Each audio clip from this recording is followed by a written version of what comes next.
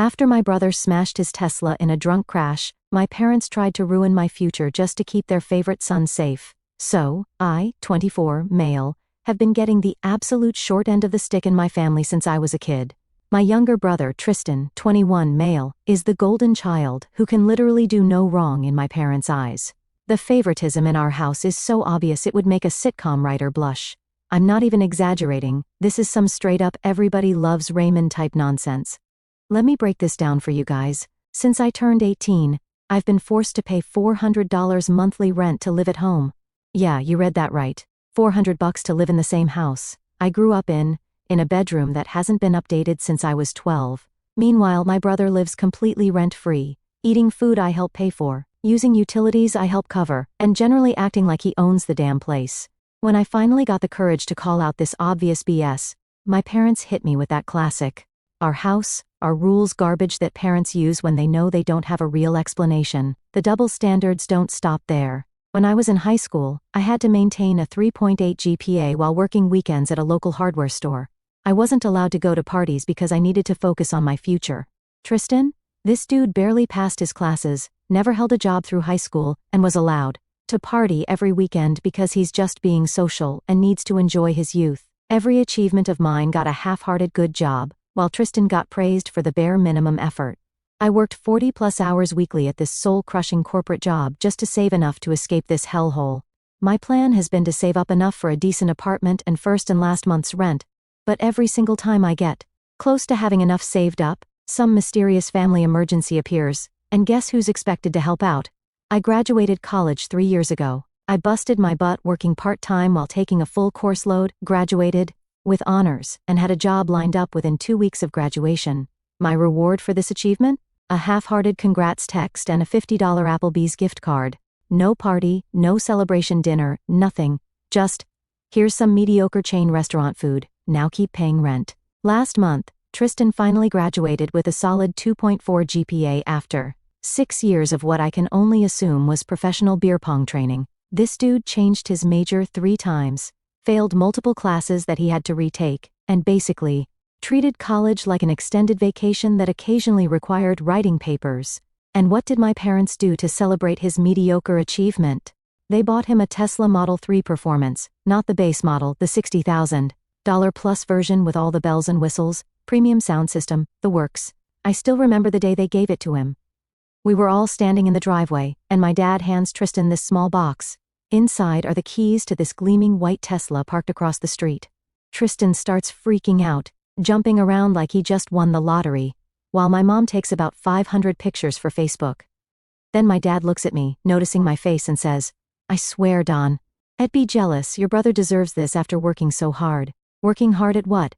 Beer pong championships? When I pointed out that I graduated in 4 years with honors while working and got nothing, my mom had the audacity to say, "Well, college was easier for you." Tristan really struggled. Yeah, he struggled to get out of bed before noon and remember which girl he was dating that week. I could go on for hours about the blatant favoritism, but you get the picture. For my entire life, I've been treated like a second-class citizen in my own family. From the second Tristan got that Tesla, it became his entire personality. I'm not even kidding. The dude couldn't go 5 minutes without mentioning his whip or posting Instagram stories of the dashboard. The car wasn't just transportation for him, it was his whole identity. Now Tesla Bro was born, and it was just as obnoxious as it sounds. Every night, he'd come home at 2 a.m. from whatever bar he was at, and rev the acceleration in the driveway like an absolute tool. Yes, I know Teslas don't actually have engines to rev, but this dipstick would floor the acceleration, back and forth in our driveway, making that electric whirring noise at full volume. He'd wake up the whole neighborhood because, apparently, sleep is only for peasants who don't own electric cars that daddy bought them. The kid drove like he was auditioning for Fast and Furious 20-7.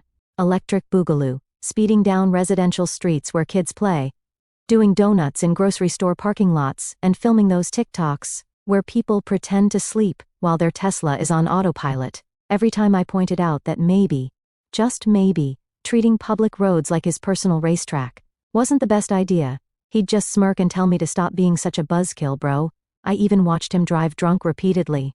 This wasn't just being a jerk, this was actively dangerous to everyone around him. I offered to be his designated driver multiple times or call him an Uber, but nope, The car practically drives itself, bro. Yeah, except the autopilot doesn't magically make alcohol not affect your judgment or reaction time.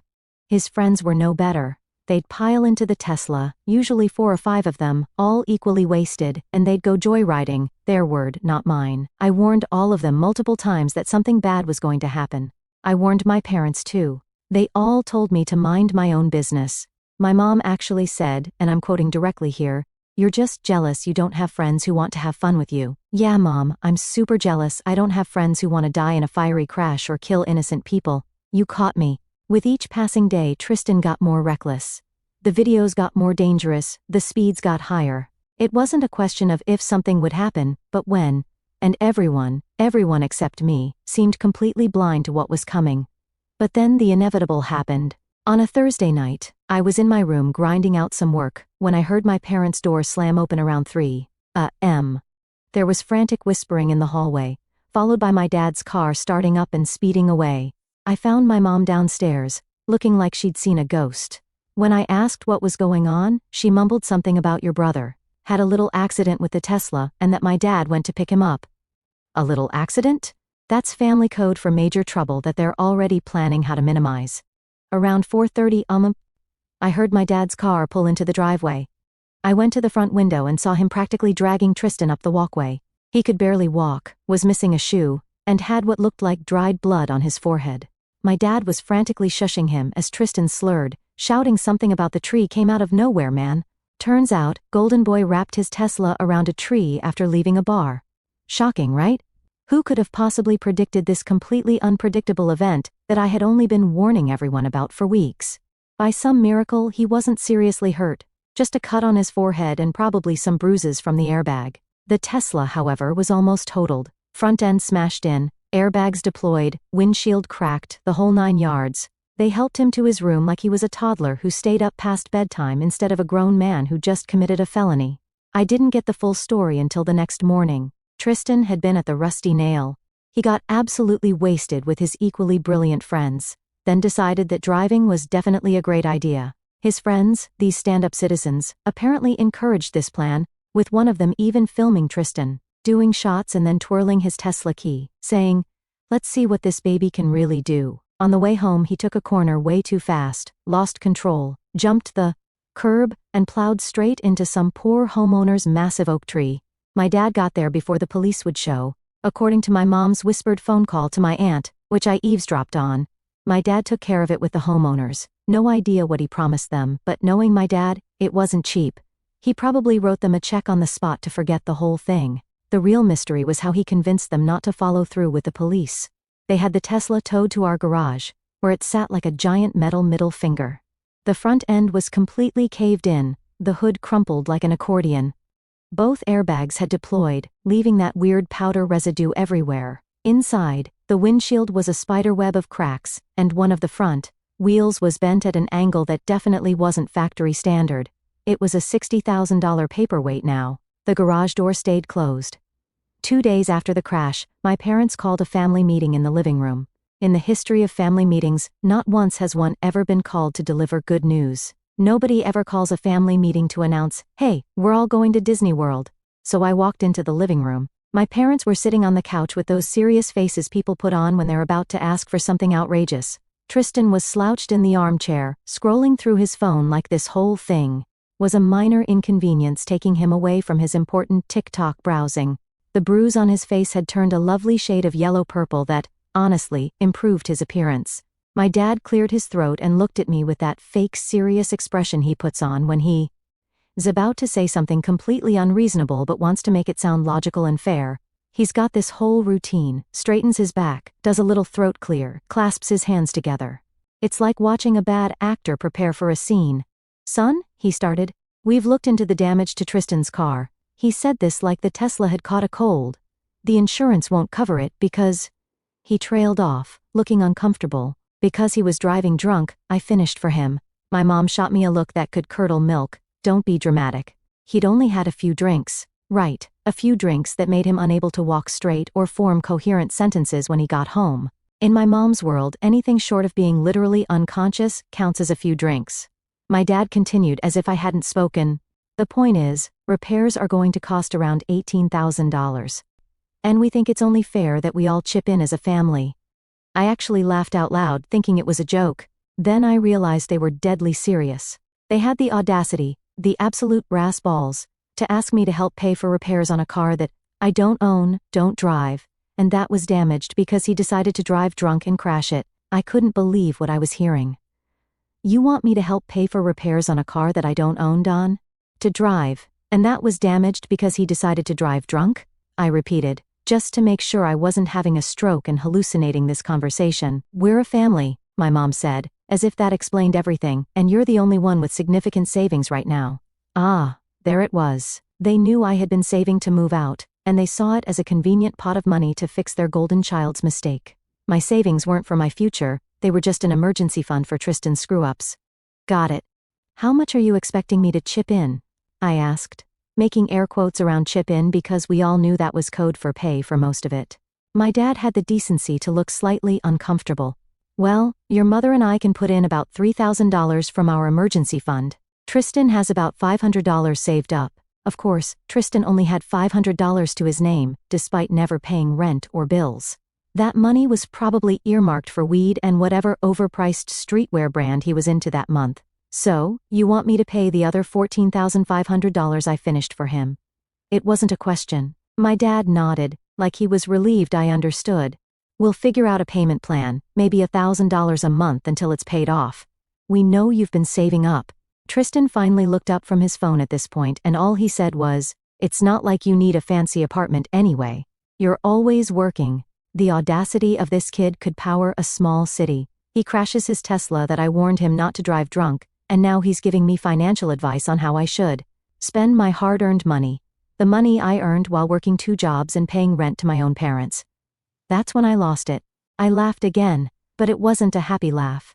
It was the kind of laugh you do when something is so absurd you can't even be properly angry about it anymore. I'm not giving you a single cent for this, I said, looking each of them in the eye.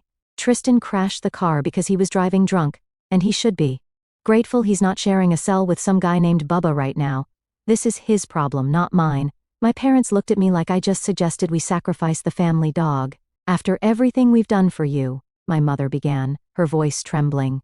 In that manipulative way she's perfected over the years. The guilt trip express was leaving the station. What have you done for me exactly? I asked.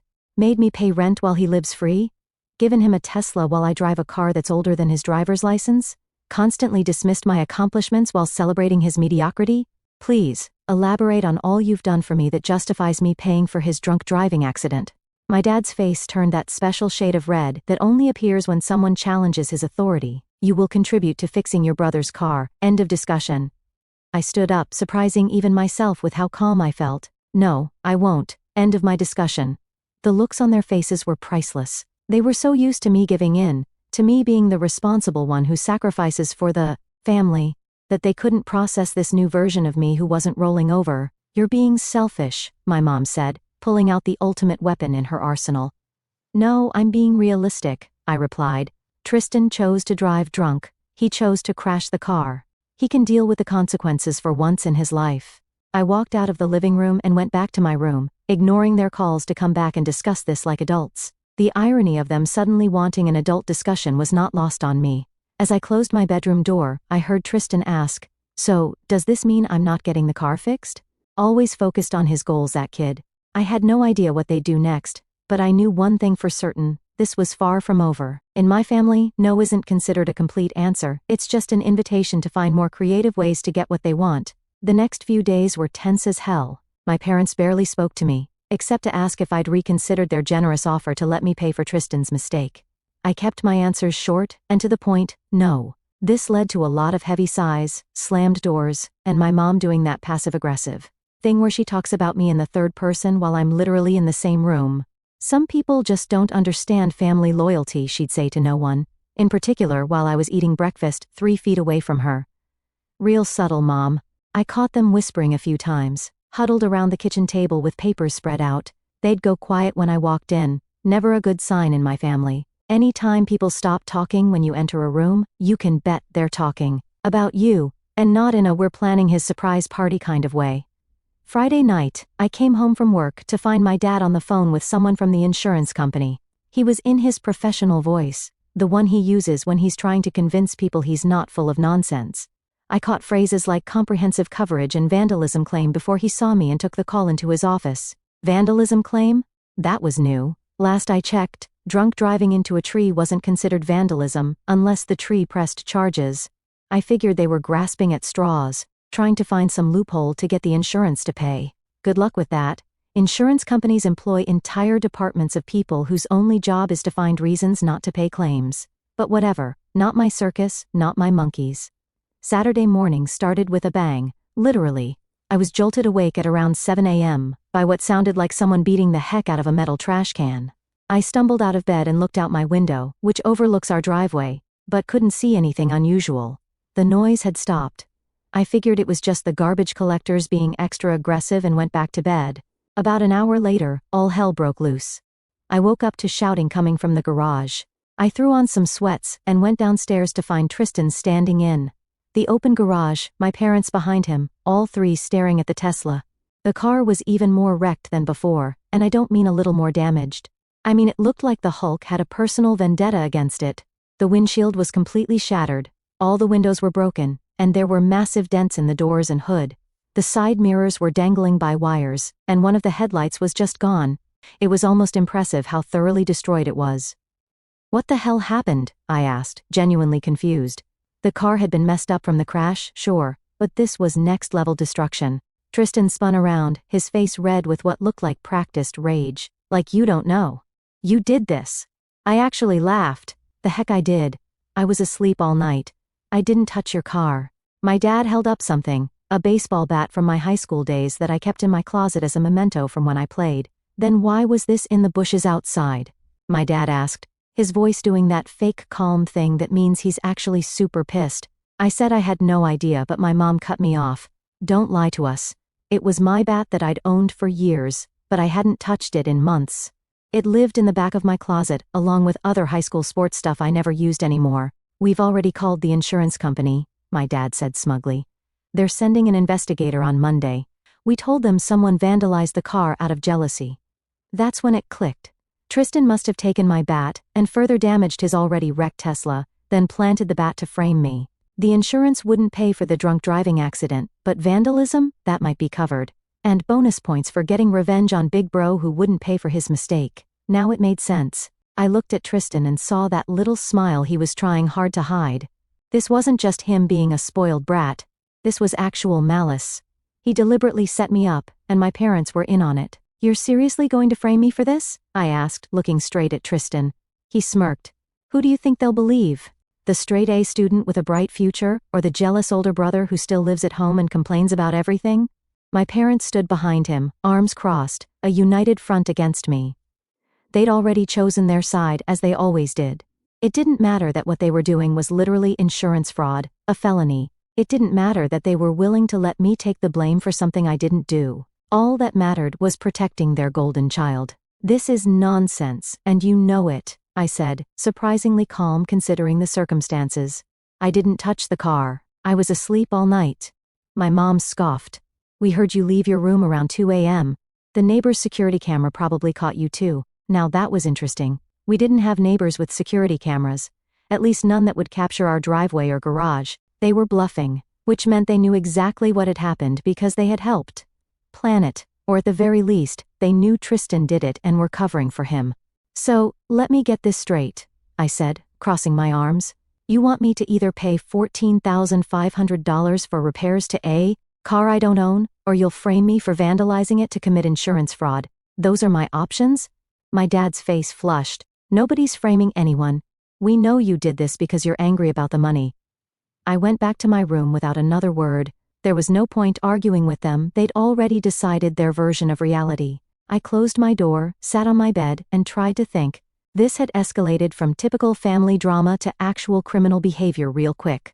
I grabbed my phone and called my boss, asking for an emergency day off on Monday. No way was I leaving my defense in my family's hands when the insurance investigator showed up. I needed to be there to tell my side of the story. As I hung up, I realized something that made my stomach drop. My parents had just shown me exactly how far they were willing to go to protect Tristan. They would frame their own son. They would lie to authorities, which made me wonder, what the hell had they covered up for him in the past that I didn't even know about? The insurance investigator showed up Monday morning at exactly 9 a.m. The guy's name was Mac. I've seen this kind of thing before. He wore a wrinkled button-down tucked into khakis and carried a tablet and a camera. My dad tried to tell me to go to work and that they would handle everything, but I just stared at him until he backed down. Funny how quickly his authority crumbled when I didn't immediately roll over. My parents did their best June and Ward Cleaver impression when Mac arrived. Tristan slouched nearby, looking appropriately victimized, occasionally touching the bruise on his face for dramatic effect. Mac was polite but all business. He went straight to the garage to examine the Tesla, taking dozens of photos from every angle. He spent a long time looking at the front-end damage versus the new damage, which made me hope he might notice the obvious. This car had been in two very different incidents. After examining the car, Mac asked to speak with each of us separately. My parents went first, together. They were in there for about 30 minutes. Then Tristan went in for his interview, which lasted maybe 15 minutes. I could hear him raising his voice at one point, probably for dramatic effect. When it was my turn, I sat down across from Mac at our kitchen table, where he had set up his laptop and some papers. He looked at me and said he had some questions about my whereabouts on Friday night and early Saturday morning. I told him the truth. I was home, in bed, asleep. I had come home from work around 6 p.m., made a sandwich, played some Xbox, and went to bed around 11. I didn't leave my room until I heard the commotion in the garage the next morning. Mac nodded, making notes. Then he asked me point blank if I had anything to do with the damage to the Tesla. No, I said, looking him straight in the eye. And here's what you need to know that they probably didn't tell you. That car was already significantly damaged before this so-called vandalism happened. He raised his eyebrows, the most emotion he'd shown so far. I explained everything. The Tesla was a gift to Tristan for his mediocre graduation. He'd been driving it recklessly since he got it. I told Mac about the drunk driving, the speeding, the TikTok videos. Then I got to the crash, how Tristan had wrapped it around a tree while driving drunk, about a week ago, and my parents had somehow managed to avoid police involvement. Check the airbags, I told him. They've already been deployed from the initial crash. Look at the front-end damage versus the new damage. It's clearly different. The front-end damage is from impact with a tree, the rest is from, well, not from me. I also told him about my parents' attempt to get me to pay $14,500 for repairs and how the vandalism mysteriously happened right after I refused. Mac wrote everything down without showing much reaction. Then he asked if there was anyone who could verify I was in my room all night. No, I admitted. I live with my parents and Tristan, but I did order a pizza around 9:30 p.m. on Friday, and I was playing Xbox Live with friends until about 11. They can confirm I was online. He nodded and made more notes. Then he surprised me by asking, "Do any of your neighbors have security cameras?" "Not that would cover our garage or driveway," I said. "The Johnsons across the street have a doorbell camera, but it only sees their porch." He wrote something down, then he thanked me and said he'd be in touch with the family soon. As we walked back to the living room, I could feel my parents and Tristan staring daggers at me. They knew I hadn't stuck to their script. After Mac left, all hell broke loose. My parents lost their collective minds. How dare I tell the truth to the investigator? The horror. My mom cried about me trying to ruin Tristan's life over one mistake, as if drunk driving and insurance fraud were on the same level as forgetting to take out the trash. My dad got in my face, pointing his finger and telling me I'd better call the investigator back and fix this if I knew what was good for me. Tristan just smirked from the couch, confident his plan would work because it always had before. The golden child always wins, right? I went to my room and locked the door, ignoring their demands to come back downstairs. For the next 2 days, I went to work, came home, went straight to my room, and locked the door. I ordered delivery food and only came out when I knew they were asleep. It was like living in a hostile foreign country where I didn't speak the language and everyone hated me. On Wednesday afternoon, I got a text from an unknown number. "This is Mac from State Farm Insurance. Could you meet me on Main Street at 4 p.m. today? I have some follow-up questions." I texted back that I'd be there. I didn't tell my family where I was going. I just left work and went straight to Starbucks. Mac was already there, sitting at a corner table with his laptop and a stack of papers. He motioned for me to sit down. "I wanted to talk to you away from your family," he said, his voice low. "We've uncovered some inconsistencies in the claim." Turns out, Mac was more thorough than my family anticipated. He'd canvassed the neighborhood looking for security footage and found something. The neighbors 2 doors down had installed a new security system last month that had a wide-angle camera covering most of the street. And guess what it captured at 2:13 a.m. on Saturday morning? Tristan, clear as day, taking my baseball bat from my car's trunk, where I kept sports equipment, and going to town on his already damaged Tesla.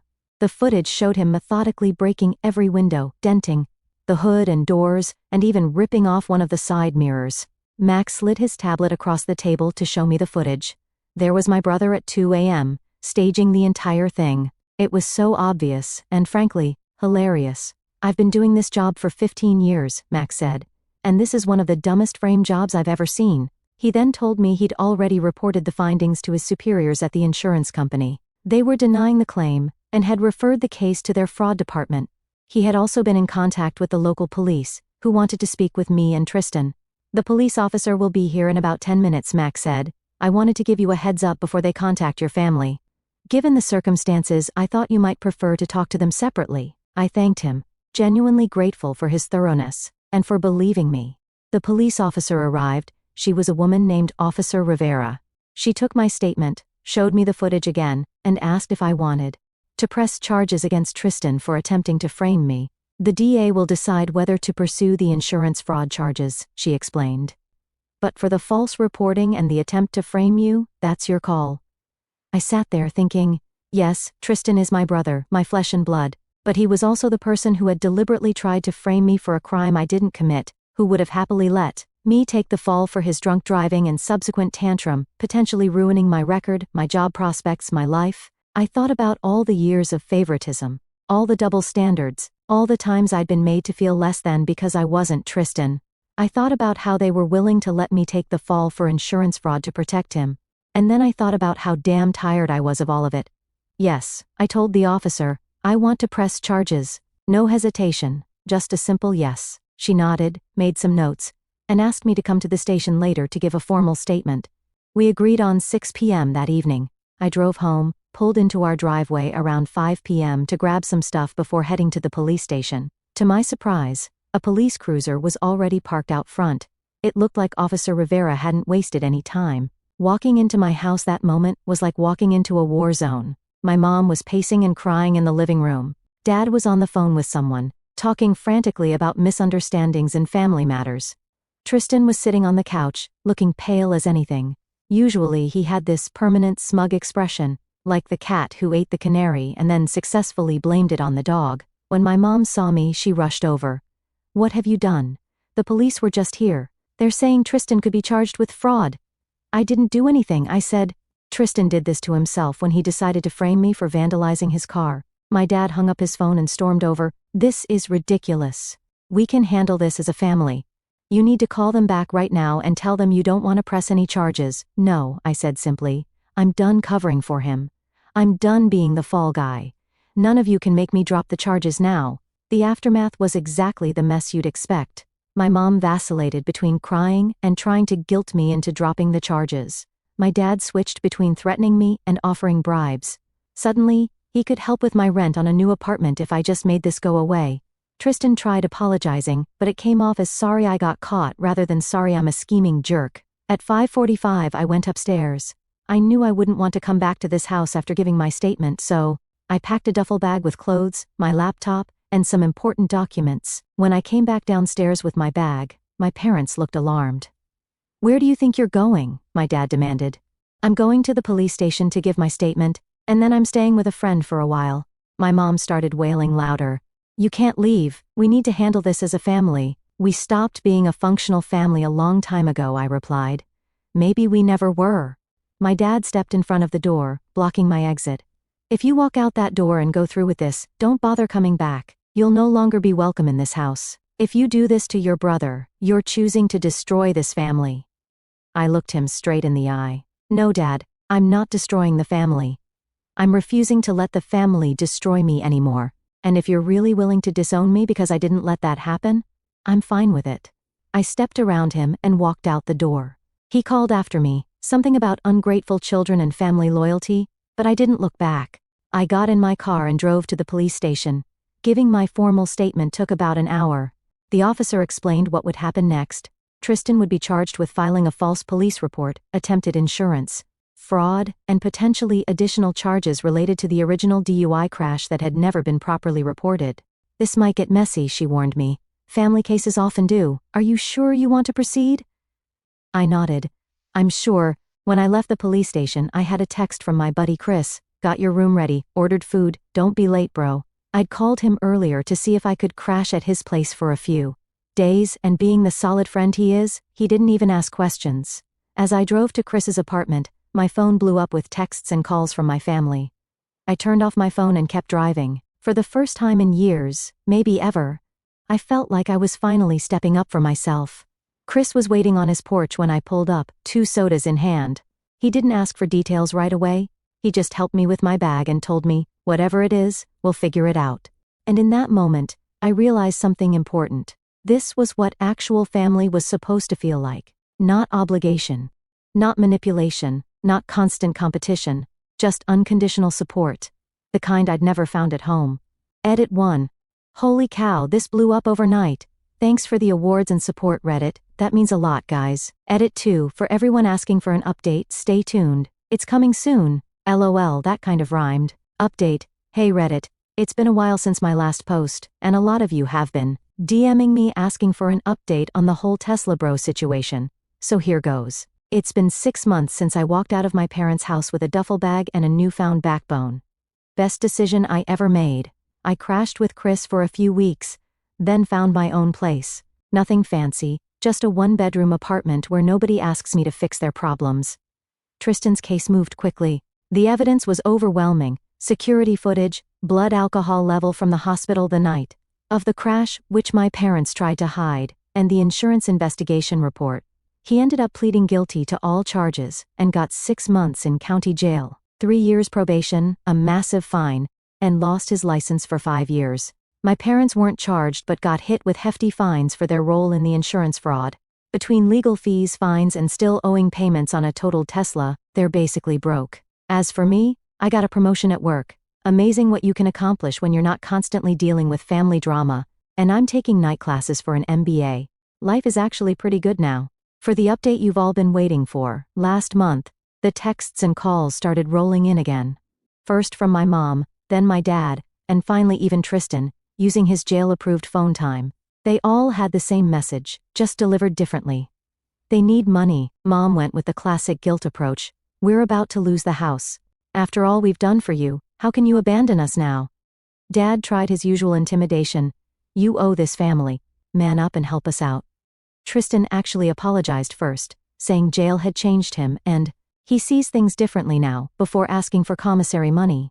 You know what was really funny? Last week, when my parents showed up at my apartment, unannounced, no idea how they got my address, probably through some mutual family friend. There they were, standing outside my door, looking significantly pathetic. Both of them had that desperate look. They had a whole pitch prepared. They were selling the house but needed money to transition. The bank accounts were frozen. Dad lost his job after the scandal. Mom's anxiety was acting up. Wouldn't I please help my family in their time of need? I listened to the whole thing without interrupting, watching them spin their sob story with their dramatic performance. When they finally finished, I just stared at them for a solid 10 seconds before asking, sorry, I must have missed something in your little presentation. Could you remind me which part of trying to frame me entitles you to my financial support? Mom's face crumpled like she'd been slapped. Dad stood there, speechless, for once in their lives. They had no script ready. The roles were reversed, and they clearly had no idea how to play the part of people who weren't in control. But they weren't in their house anymore, where they made all the rules. They were at my door and I held all the cards. I told them I'd think about it and closed the door. I did think about it, for about 5 seconds, before sending a text. The answer is no. Don't contact me again. Dad replied with threats, Mom with emotional manipulation, Tristan with promises to change. I blocked all their numbers. Some people might think that's harsh, maybe it is, but after 24 years of being the scapegoat, I'm finally putting myself first. They're adults who made their choices, just like I'm making mine now. So, that's it for now, Redditors. Thanks for sticking around through this whole mess, you guys are the best. I'll update you if anything else happens. So, peace out for now, folks. Edit 1. For those wondering about pressing charges against my parents too, the DA decided, There wasn't enough evidence to prove they knew about Tristan's plan beforehand. Personally, I think they knew. But, whatever. The financial consequences they're facing now are probably worse than what the courts would have done anyway. Edit 2, to the few people DMing me saying, "But they're still your family." Oh, come on. Being related by blood doesn't give someone the right to frame you for felonies. That's not how family works. That's how prison gangs work.